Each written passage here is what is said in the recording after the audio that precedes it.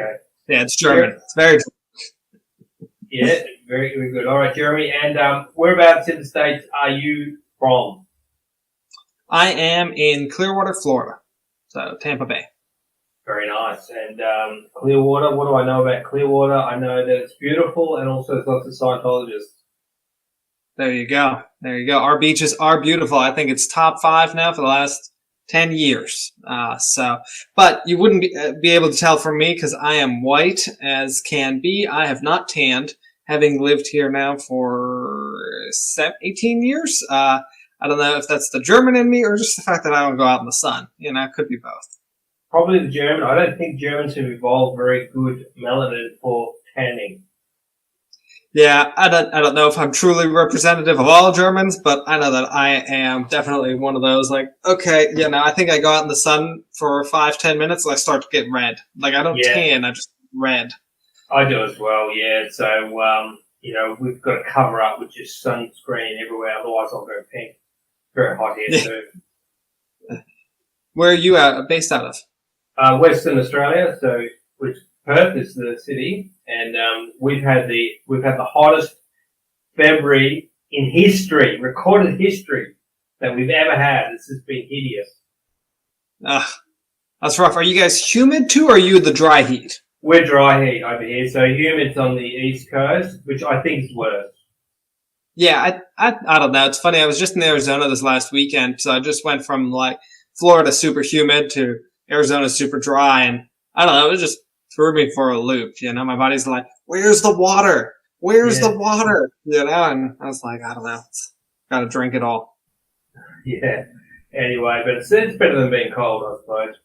So, Jeremy, tell us about what you are doing with people and who is your ideal prospect and what is their frustration and how are you helping them get over that? Sure, yeah. So I work mainly in the B2B space. So business to business, high ticket items, long-term relationships.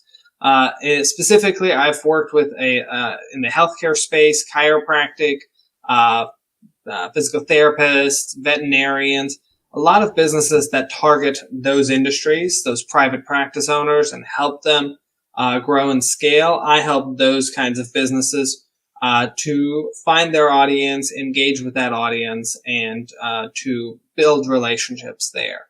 So, you know, I also work with mold remediation, financial advisors, really anyone who's got a good business, long-term relationships that they're trying to build. Oh, nice little name tag there. I appreciate that. Look at us, man. We are official. We are official now. I appreciate that. Yeah. So, you know, I think I started my agency a little over a year ago, though I've been in the marketing world for 6-7 years now, kind of figuring out what works, doesn't work. You know, when I started in marketing for the last business I was an employee of, we were doing postcards. So, you know, I got us to switch from postcards to Facebook. You know, at first it was like, marketing postcards. Marketing postcards. Yeah. You mean? Yeah. Direct mail, right? Like direct mail postcards. And, you know, postcards still work. I know there's a lot of businesses that grow and scale off postcards. But Facebook at the time was much cheaper, got us much further, and was much more consistent. It was very interesting. We ran postcards for years. We stopped running postcards. And for a whole year after we stopped running postcards, we continued to get leads from those postcards.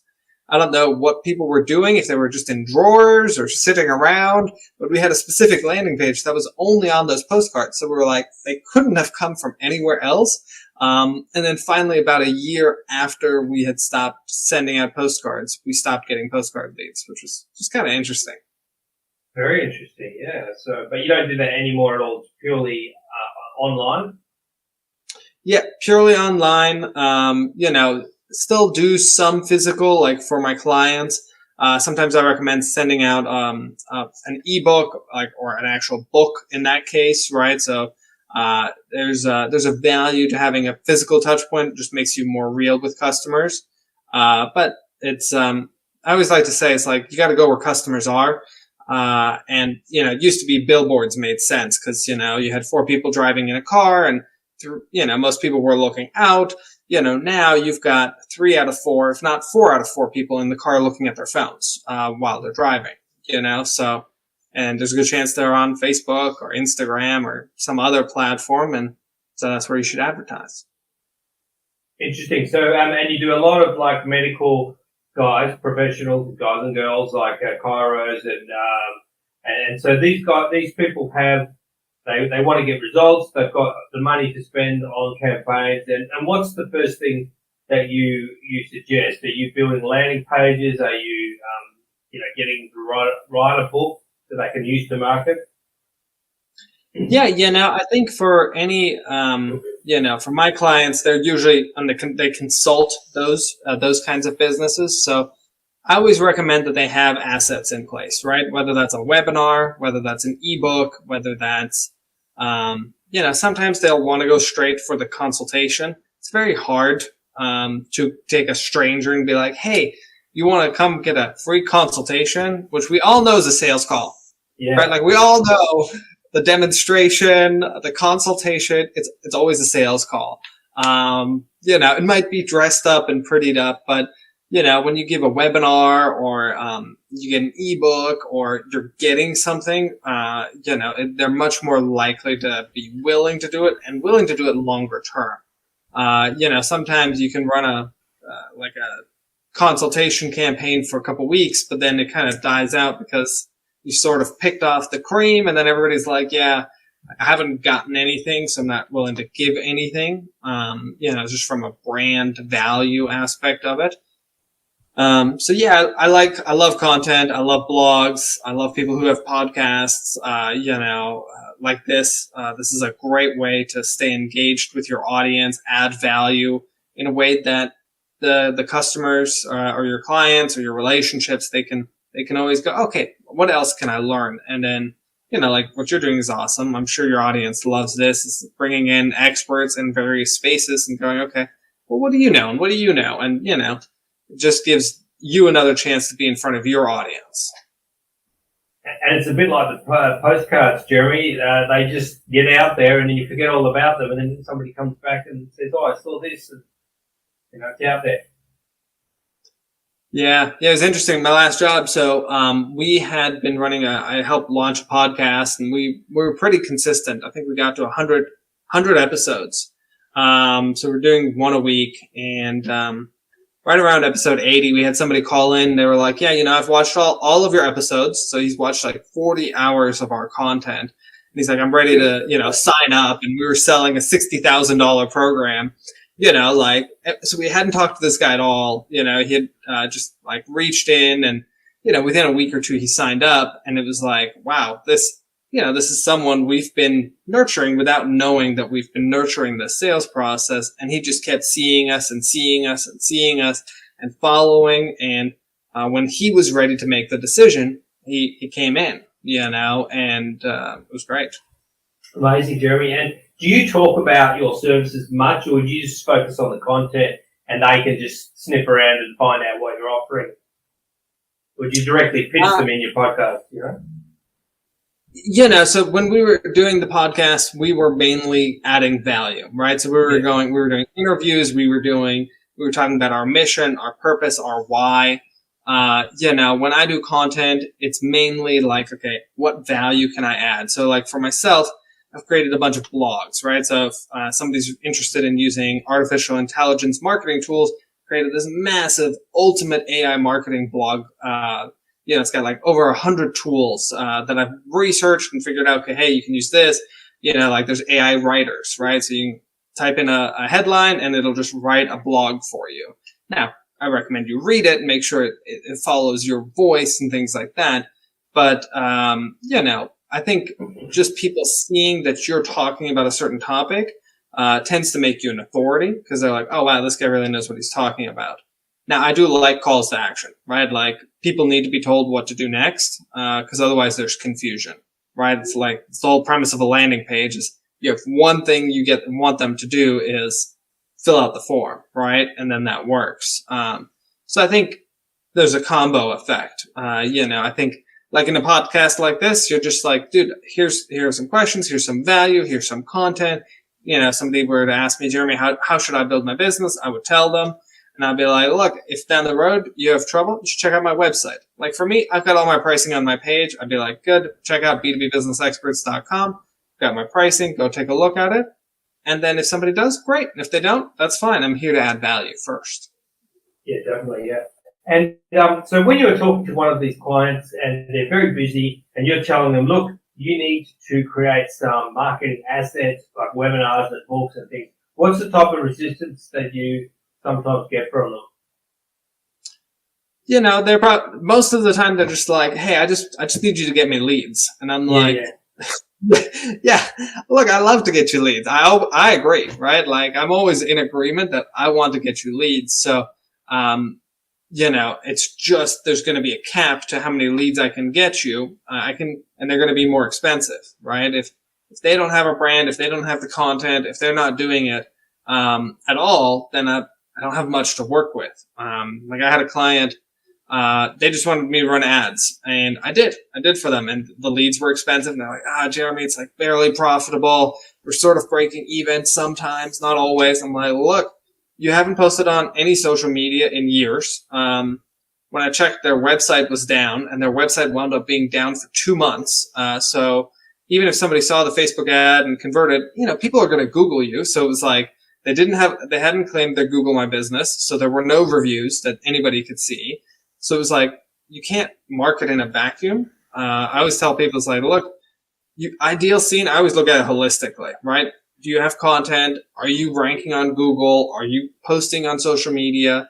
Are you on LinkedIn? Like I'll do research on a company and just go, are you retargeting? Right? I've got a little thing I can see. Are they using a Facebook retargeting pixel?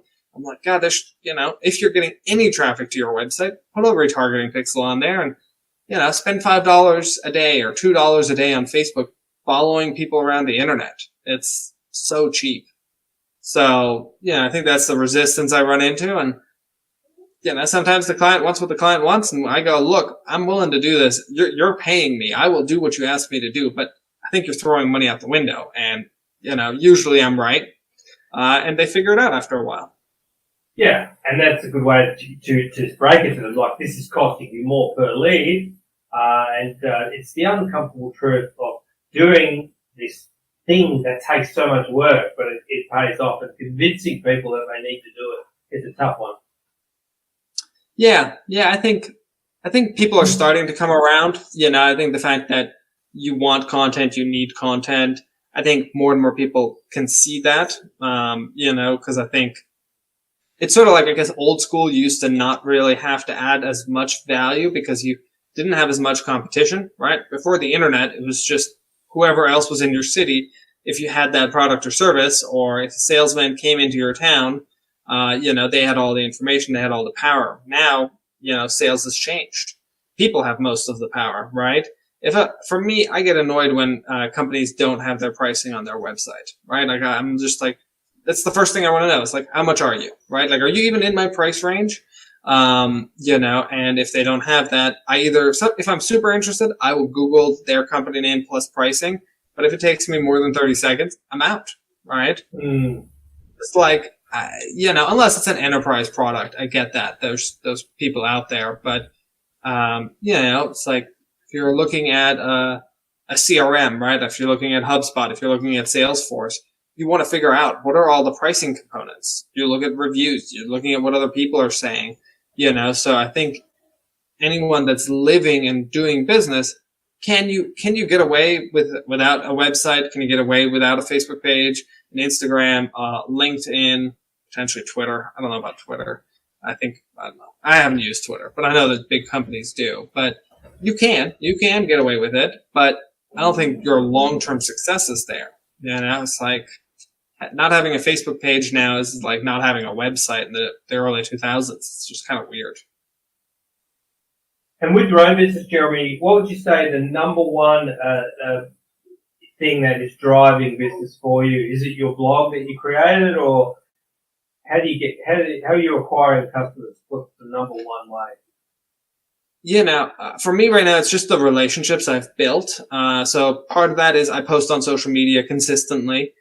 So I've got various Facebook groups I'm part of, local networking, things like that. So what I do there is I just add value, right? I go, hey, here's a blog I wrote, check it out. Hey, here's another blog that answers this question. Hey, there's one tool I use that if somebody's running Google ads, I go, hey, this will save you 20% of your ad spend, from bots and spam and competitors. And people are like, wow, that's super interesting.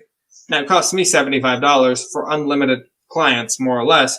Be like, look, I'll do it for free, right? So it's a low cost to me, but it gets my foot in the door. It allows me to have conversations. And then now I've honestly mainly expanded off referrals. I have a strong business model. I keep clients for a long time. Even though I've only been in business for a little over a year now, I've had clients for 10 months already that have been paying me throughout the whole time, plus upsells, right? So, most of my clients are with me on monthly agreements or quarterly agreements. So they stick around for a chunk of time. And then I go, okay, what else can I do for them? Because I think, lots of people have said this, second sale is always easier than the first sale, right? Or the third sale or the fourth sale or the fifth sale.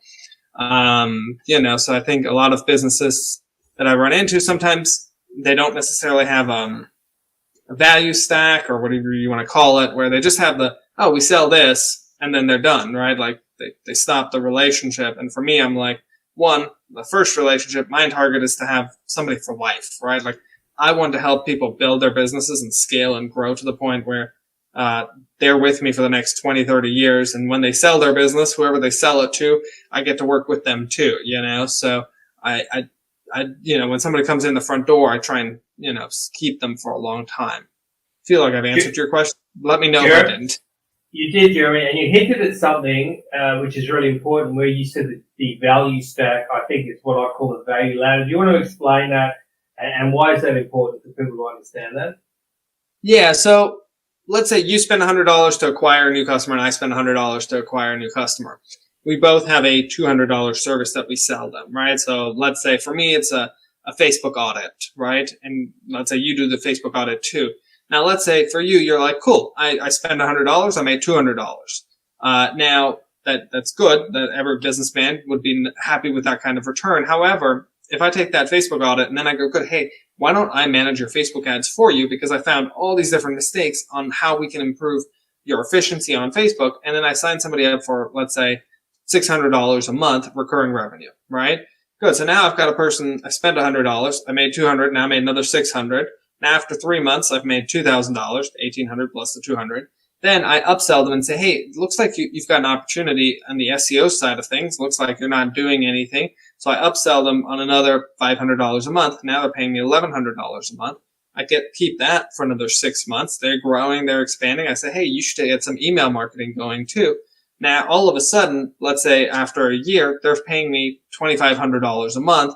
So in a year, that's $30,000. Now, we both spent $100. We both made $200 on the front end, but it's on the back end. How are you monetizing that relationship?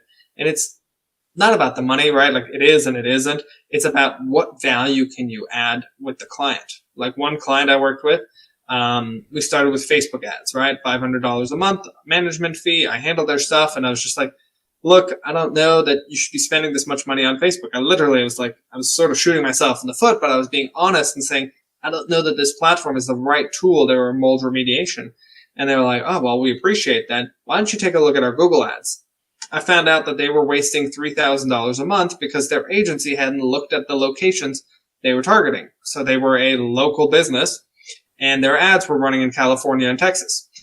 So they were wasting $3,000 a month. And they were like, Jeremy, why don't you go ahead and fix that for us and take over for this other agency? I was like, sure, I'd love to do that, right?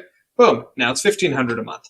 Then we went on and I was like, hey, you're not doing much on the SEO side of things. And they're like, take that on. So it's $2,500 a month, And, so continuing to build that relationship, there is that value ladder, as we talked about. It's like, okay, how far can you extend a relationship from beginning, right? So I think you're in the coaching space where a lot of your audience is, right? Yeah. That sort of thing.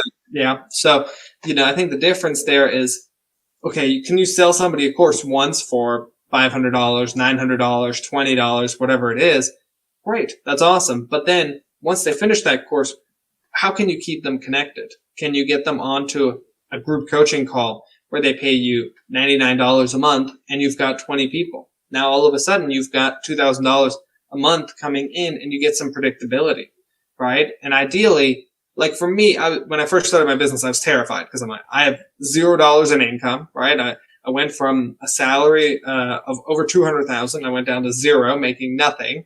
I was like, okay, I need to make money. So, and I started closing people. And what I liked is because I had recurring revenue, it wasn't like, oh, I'm going to sell this guy once. Like website design is tough because what can you do after a website design? You can do some hosting and stuff like that. But, you know, you sell something for $2,500 or $10,000 website project and then you're done. You know, versus doing a marketing agency, it's like, good, I'm going to keep going. I'm going to continue to manage and continue to work on it and grow this account and get more and more results and, you know, just see what else can I take on and deliver. A lot of time out of your day. And have you got some people that can do some of these tasks? The way I look at it, and this is from somebody I follow, the advice I got was, I wanted to get to the point where my business was averaging, $300,000 a year in, recurring revenue, right? Not necessarily recurring, but like over 3 months, I needed to average $25,000 a month, right? So that annualized puts me at 300,000. And when I could do that on my own, I was then going to scale and bring on a team because when I bring somebody on, I don't want to be like, yeah, you know, I got to a point where I'm making $80,000 on my own, so now I'm hiring people. I'm like, no, you know, I got to 300,000 consistently. It wasn't just 1 month. You know, so I did that for 3 months. Then I started looking for people. So I brought on one person. I'm looking for another. And then my next target is, good, if I can do 25,000 a month on my own for 3 months with 3 people, I should be able to do 3 times that. So my next target is to get to 75,000 a month with, actually, I like to get a little better, right? Like I did 25,000 because with a team, you can get more specialized, right? So my next target is to get to 30,000 per person. So, which would be 90,000 total. And so to answer your question, how I manage my time, I think the biggest thing on the front end is thinking about what is your time worth. And so a lot of people are like, well, you know, I used to make $30 an hour. I made $40 an hour before I started my own business. You know, your value is in your own head to a certain extent and you have to sell that. So for myself, I decided I was worth $1 million, right? And that brought back down in math is $500 an hour. So when I sell somebody, I have to figure out, okay, how can I get the work done where I'm paying, quote unquote, paying myself at $500 an hour. Now, sometimes that meant I was doing a lower rate in the beginning, right? Like I had to put in work up front, build the relationship. So I was only paying myself $100 an hour, so to speak. And then as I established it, because that's the beauty in paid advertising, if you've got a winning campaign, you can just let it run.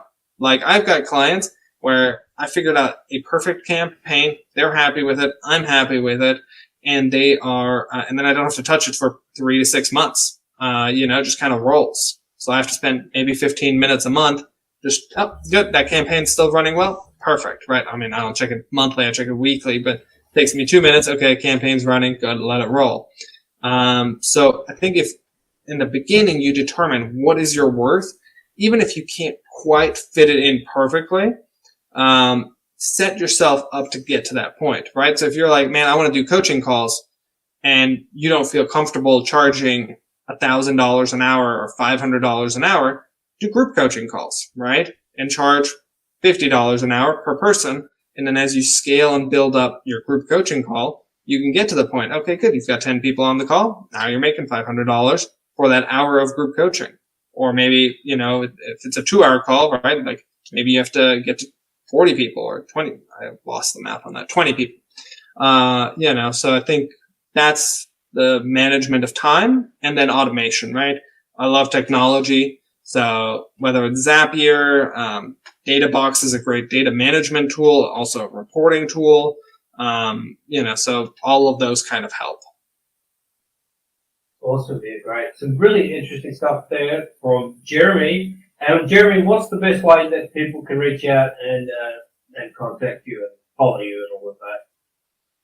Yeah, so my website is B2B, so the letter B, the number 2, the letter B, businessexperts.com. And so that's B2B, businessexperts.com. Just check out my website, take a look at it for yourself. There's tons of content. You can kind of see my numbers, what I've achieved for my clients, my pricing, and then there's a contact us form, and you just fill out the form, and either me or somebody on my team will reach out to you. Awesome. Is that the right URL I'll put there? B2B businessexperts.com. Yes, it is. You got it. Awesome. Yeah. So reach out and follow Jeremy. Jeremy's got some really good knowledge about how to build your business online. And I'd like to thank you for coming on, Jeremy. Julian, I appreciate you having me, and hopefully I was able to provide some value to your audience. Yeah, I found it very interesting. I didn't care about anyone else. Oh, of course I do care. Yes, it was great. Awesome. All right. Thanks, everyone. See you next time.